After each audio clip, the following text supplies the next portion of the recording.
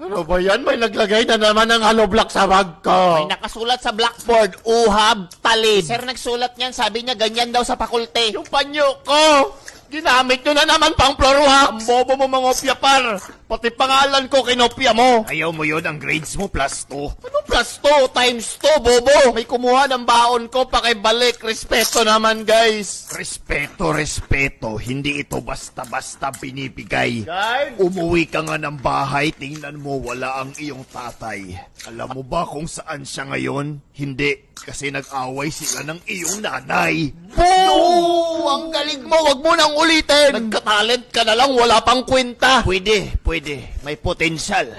May potensyal makulong. Hindi pa nagsisimula yung karir, sana wag nang simulan. Sinong gusto ng 1/2, hahatiin ko lang yung papel, ha?